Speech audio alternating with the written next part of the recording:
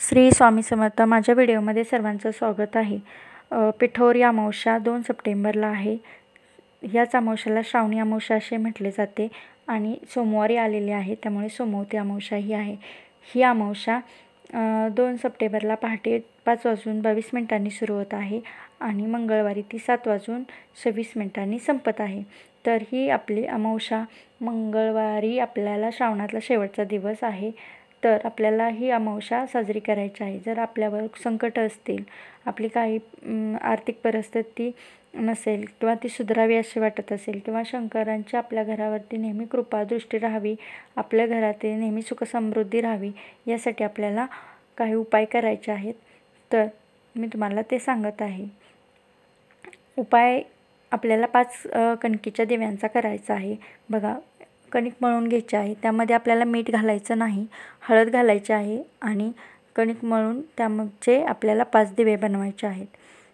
दिव्यामध्ये आपल्याला जोडवाती घालायच्या आहेत, म्हणजे एका दिव्यामध्ये 2 वातींची एक वात करून दिव्यामध्ये घालायचे आहेत आणि आपल्याला त्यामध्ये तिळाचे किंवा मोहरीचे तेल घालून ते दिवे प्रज्वलित करायचे आहेत. प्रज्वलित करायच्या अगोदर आपल्याला ते दिवे विड्याच्या पानांवरती मांडायचे आहेत. एका विड्याच्या पानावरती एक दिवा, असे 5 विड्याची पानं घ्यायची आहेत आणि 5 दिवे विड्याच्या पानावर थोड्याशा अक्षता ठेवून ते दिवे त्याच्यावरती प्रज्वलित करायचे आहेत. प्रज्वलित केल्यानंतर आपल्याला देवघरासमोरच हे दिवे प्रज्वलित करायचे आहेत, कारण देवघरामध्ये आपल्या माता लक्ष्मी, त्याचप्रमाणे अन्नपूर्णा, कुलदैवत, देवी आणि सर्व म्हणजे देवदेवतांच्या साक्षीने आपल्याला हे दिवे प्रज्वलित करायचे आहेत. त्यानंतर आपल्याला एक सेवा करायची आहे. आपल्याला हे दिवे प्रज्वलित केल्यानंतर ह्या दिव्यांचे पूजन करायचे आहे. हळदी कुंकू अक्षता आणि फूल वाहून ह्या दिव्यांची पूजा करून झाल्यानंतर आपल्याला हे दिवे प्रज्वलित असतानाच आपल्याला महामृत्युंजय मंत्राचे पठण करायचे आहे. तुम्हाला 108 वेळा महामृत्युंजय मंत्र म्हणायचा आहे. महामृत्युंजय मंत्र का म्हणायचं आहे की कोणत्याही आपल्या घरावरती संकट येऊ नये, संकट असेल तर ते दूर जावे, म्हणून आपल्याला महामृत्युंजयचे पठण करायचे आहे.